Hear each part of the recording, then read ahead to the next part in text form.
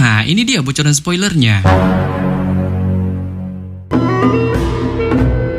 Setelah Pangan dan Pang Xiaoling melihat kemunculan sebuah harta berharga milik sekte Tianju bernama Kuali 5 Raja Giok, yang menyebabkan keduanya pun tanpa basa-basi bergegas OTW untuk mengejarnya. Pangan dan Pang Xiaoling pun terus mengejar Kuali 5 Batu Giok itu, tetapi dikarenakan kecepatan penerbangan kuali itu terbilang sangat cepat, Pangan dan Pang Xiaoling pun pada akhirnya kehilangan akan jejaknya, sehingga membuat Xiaoling pun menanyakan kepada Panghan mengenai gerangan apa yang harus mereka lakukan sekarang. Saat Pangan pun bilang bahwa ia akan kembali ke wilayah kediamannya, melakukan pelatihan peningkatan kekuatan di dalam jati dirinya, selagi menunggu dimulainya kompetisi daftar Sanhe. Dan setelah sampai ke TKP kediamannya, Pangan pun mulai melakukan pelatihan di kamarnya. Dengan sepanjang pelatihannya, Xiaoling pun juga ikut membantunya dengan memberikan beberapa ramuan obat yang berguna untuknya, sehingga membuat Pangan pun merasakan ketenangan dalam pelatihannya itu. Pangan pun terus melakukan pelatihannya dengan sangat baik, saat setiap hari ia melatih mengendalikan mananya, serta kemudian melompat ke dalam tungkudan untuk merebus tubuhnya di dalam air suci Huang Kuan. Dengan setelah cukup lama melakukan pelatihan direbus di dalam tungkudan, kultivasinya pun akhirnya mengalami peningkatan. Ia membuat pikirannya pun menjadi lebih jernih dan berbagai potensi dikembangkan olehnya. Tubuh Mas Jin Luo-nya pun juga mulai berkembang, dengan cahaya kemasannya sepenuhnya telah menyatu di antara kulitnya, sehingga membuat Pangan pun spontan menunjukkan kegirangannya, merasakan pelatihannya kali ini bisa dianggap tidak sia-sia.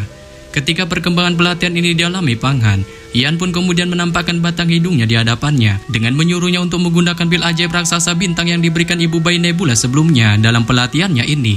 Menyebabkan Pangan pun segera mengeluarkan pil ajaib raksasa bintang itu, dengan kemudian mulai melakukan ritual pelatihan bersamanya.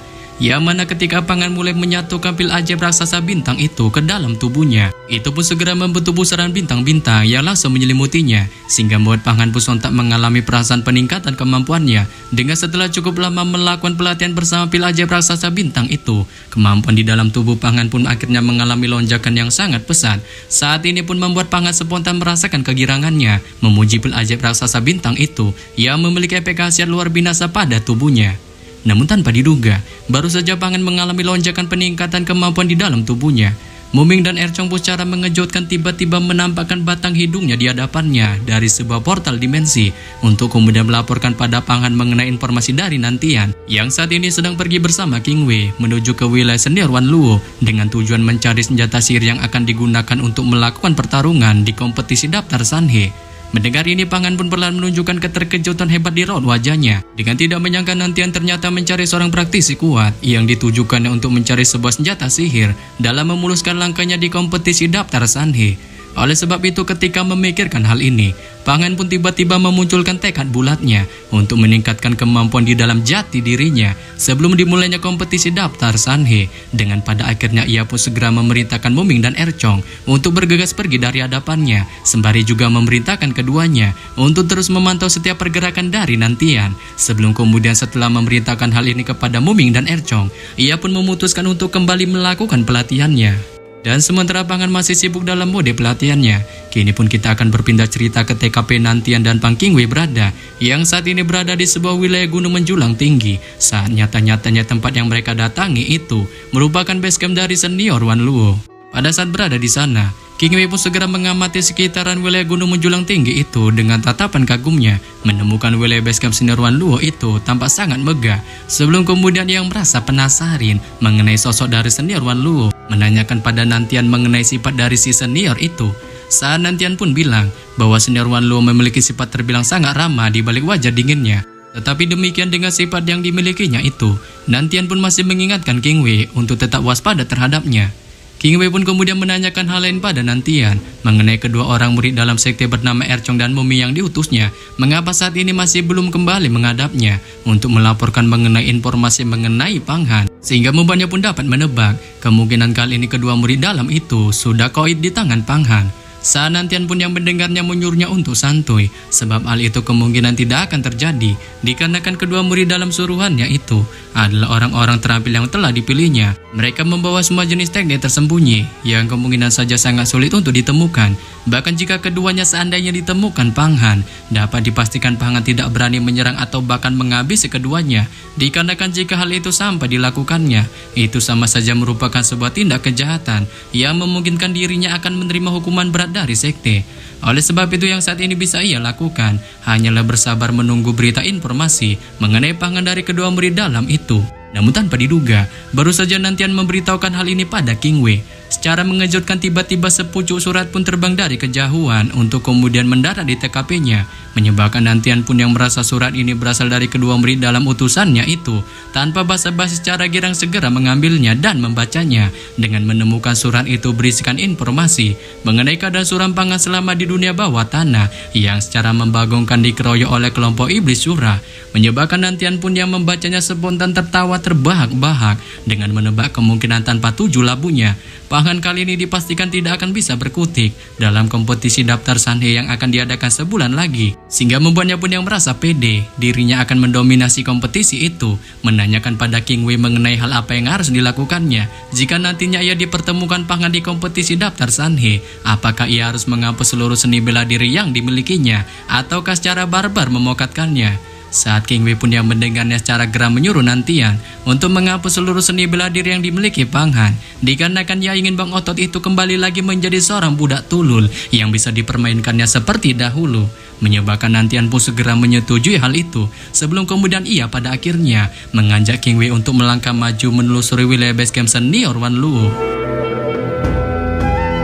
Setelah cukup lama Nantian dan King Wei melakukan perjalanan menapaki sepanjang anak tangga yang menjulang ke langit, keduanya pun pada akhirnya memasuki sebuah wilayah puncak berkabut Wan Luo. Dengan tanpa diduga terkejut menemukan sebuah istana megah terpampang di hadapan mereka. Saat istana megah itu ternyata bernama Istana Nan Wan Luo. Ia memang dimiliki oleh salah satu dari 5 murid sejati sekte. Di depan istana Wan Luo ada sebuah kotak besar yang ditaburi dengan batu biru laut. Warna biru lautnya itu pun juga tampak terlihat seperti ombak yang mengitari seluruh penjuru alun-alun. Saat ini pun lantas menyebabkan Nantian yang melihatnya spontan menunjukkan kekaguman di raut wajahnya sebelum kemudian memperkenalkan pada King Wei mengenai kotak besar itu merupakan sebuah pelindung yang dirancang senior Wan Luo untuk melindungi istananya saat ia menggunakan kekuatan OP yang dimilikinya untuk mengusir berbagai iblis dan orang-orang anjim yang ingin berbuat onar di wilayah istananya.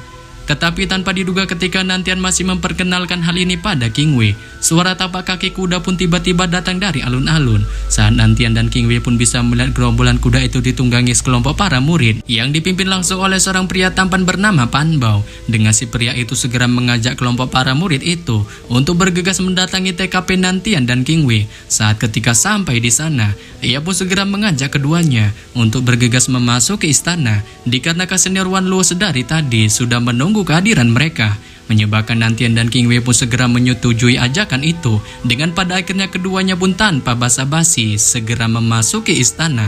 Kembali lagi ke TKP Panghan yang saat ini masih terus melakukan pelatihannya. Sampai hari pun terus berlalu selama Bang Otot itu melakukan pelatihannya. Dengan tidak terasa selama pergantian hari, kompetisi daftar Sanhe pun tak terasa semakin dekat. Yang mana pada saat ini cuaca di sekte Yuhua pun menjadi sangat cerah. Saat ini membuat Panghan pun berjalan-jalan secara santai di halaman sekte yang menyebabkannya pun sontak merasakan perasaan tenang di dalam jiwa raganya. Tetapi ketika Panghan masih secara santuy berjalan di halaman sekte, suara Yansi manusia naga jadi-jadian pun tiba-tiba terdengar di benaknya. Dengan memberitahukan beberapa hari lagi kompetisi daftar Sanhe akan dimulai. Saat ini diketahuinya dari beberapa murid dalam sekte yang mulai menunjukkan kerisauannya. Membuatnya pun segera mendesak Panghan untuk menggunakan sebuah ramuan obat darinya yang telah disempurnakannya dan direndamnya di air suci Huangkuan selama 1 bulan. Sebab ramuan obat itu memiliki kegunaan dapat meningkatkan kemampuannya sebelum dimulainya kompetisi daftar Sanhe.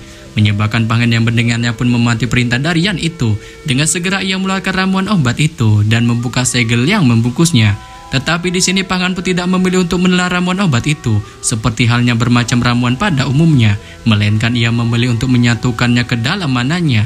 Dengan ketika ramuan obat itu menyentuh mananya, tanpa diduga fenomena ledakan bang yang sangat dahsyat pun segera terjadi, berubah menjadi pusaran air bintang yang tak terhitung jumlahnya untuk kemudian membungkusnya di dalamnya.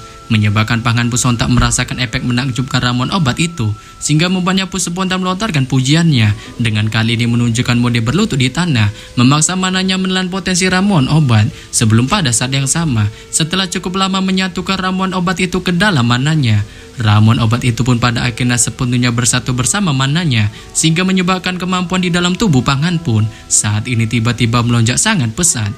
Ia membuat kekuatannya kali ini setara dengan kekuatan 1000 ekor kuda. Pasca lonjakan kekuatan yang dialaminya, Pangan pun spontan menunjukkan kegirangan di raut wajahnya dengan tidak menyangka kemampuan di dalam tubuhnya terus-menerus mengalami peningkatan yang sangat pesat. Namun tanpa diduga, ketika kegirangan ini masih dialami Panghan, secara mengejutkan suara lonceng dari kuil sekte pun tiba-tiba terdengar. Saat ini pun lantas menyebabkan Yan yang mendengarnya segera memberitahukan Panghan mengenai bunyi lonceng itu, yang merupakan pertanda awal panggilan para murid dalam sekte untuk mengikuti kompetisi daftar Sanhe. Oleh sebab itu Yan pun segera memberitakan Panghan untuk bergegas OTW ke TKP kompetisi, menyebabkan Panghan pun yang mendengarnya segera menyetujui hal itu. Tetapi sebelum beranjak pergi, Panghan pun mengingatkan Yan untuk tetap memasuki peta Huangkuan tanpa memunculkan batang hidungnya sedikit pun selama kompetisi daftar Sanhe berlangsung, dikarenakan ia tak mau identitasnya terungkap. Dengan pada akhirnya setelah mengingatkan hal ini kepada Yan, Panghan pun segera bergegas OTW pergi ke TKP kompetisi daftar Sanhe. Dan bersama setelah kepergian Panghan, deru lonceng pun terus-menerus bergema di seluruh penjuru wilayah sekte Yuhua. Tetapi demikian bunyi lonceng itu ternyata tidak berasal dari kuil Yuhua seperti halnya pada umumnya yang menandakan akan dimulainya berbagai acara penting sekte. Melainkan bunyi lonceng itu berasal dari salah satu wilayah di sekte Yuhua bernama Sanhe Yuan, yang kali ini merupakan venue arena tempat diadakannya kompetisi daftar Sanhe, sehingga menyebabkan para murid sekte dalam maupun luar yang mendengarnya pun berbondong-bondong bergegas OTW ke TKP kompetisi.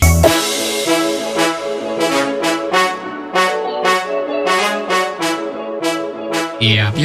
Sampai di sini saja saya menyampaikan bocoran spoiler Immortality Season 3 episode 5 yang baru tayang Jumat ini. Akhir kata saya ucapkan bye-bye.